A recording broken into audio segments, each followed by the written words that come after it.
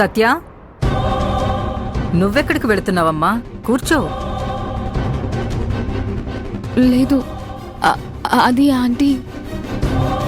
సత్య, నువ్వు పెళ్లి కూతురువమ్మా, ఇక్కడ కూర్చో, ఎక్కడికి వెళ్ళకూడదు. అవునవును, కూర్చోమ్మా. ముందు అమ్మాయి అబ్బాయి పాలు తాగి పళ్ళు తినాలి. నేనెళ్ళి తీసుకొస్తాను, నువ్వు కూర్చో.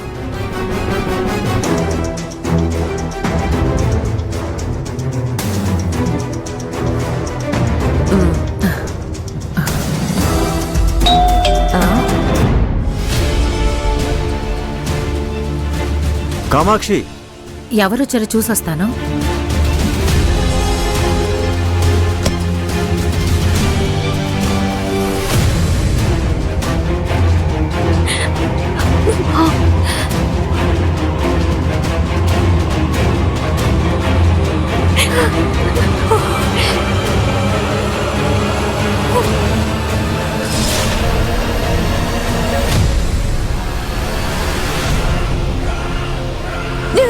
నానమ్మ,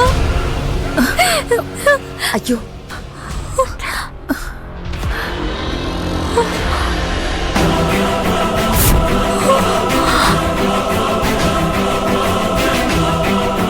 కామాక్షి, ఎవరైనా సరే తర్వాత రమ్మని చెప్పు.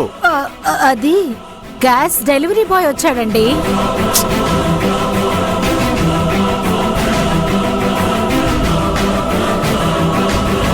ఏంటి గ్యాస్ సిలిండర్ అంటున్నారు?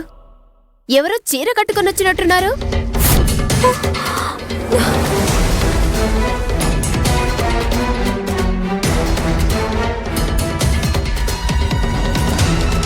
ఏంటి బాబు, ఈ టైంలో వచ్చారేంటి మీరు?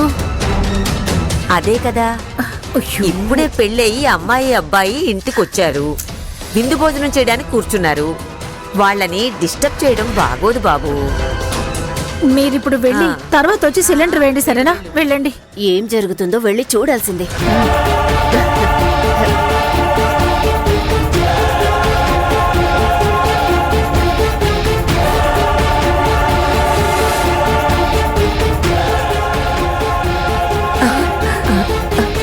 అయ్యో, దొంగమోహం దొస్తుంది. నువ్వు వెళ్ళు వెళ్ళు వెళ్ళు, వెళ్ళవయ్యా, వెళ్ళు బాబు, వెళ్ళు వెళ్ళు వెళ్ళు వెళ్ళు. అయ్యో,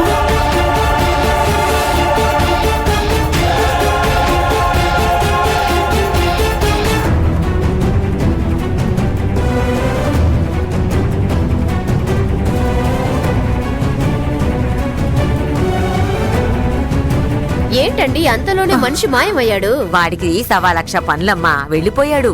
లేదే, ఎవరో చీర కట్టుకొని వచ్చినట్టు కనిపించింది. మీరేమో గ్యాస్ సిలిండర్ వేయడానికి వచ్చారని చెప్పారు కదా.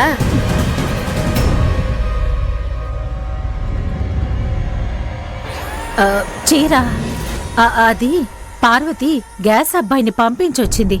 ఆమెను చూసి పొరపాటు పడ్డారు. ఆగండి ఆగండి, ఈమెని అక్కడే ఉండమని చెప్పారు కదా. ఏంటి సడన్ గా చెప్పా పెట్టకుండా ఇంటికొచ్చేశారు? అమ్మగారు సడన్ గా సత్యమ్మతో ఉండమని చెప్పారు. నా బట్టలేవి నేను తీసుకెళ్లేదమ్మా, అందుకే తీసుకెళ్దామని వచ్చాను. అవునవును, కరెక్ట్ కరెక్ట్. అయితే సరే. ఏంటమ్మా, నీ మైండ్ అంతా అనుమానాల పుట్టలా ఉంది. అదంత మంచిది కాదమ్మా. ఈ అనుమానము షుగరు అక్కా చెల్లెళ్ళ లాంటివి ఎప్పుడు గొడవ పడుతూనే ఉంటాయి.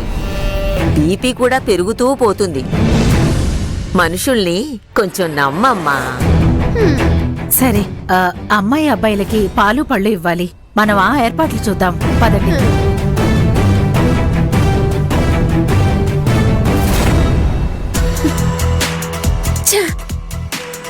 ఏదో విషయం తెలిసిపోతుంది అనుకుంటే, కానీ చివరి నిమిషంలో చెయ్యి జారిపోయింది. ఖచ్చితంగా ఎవరో చీర కట్టుకుని వచ్చి నిలబడ్డారు.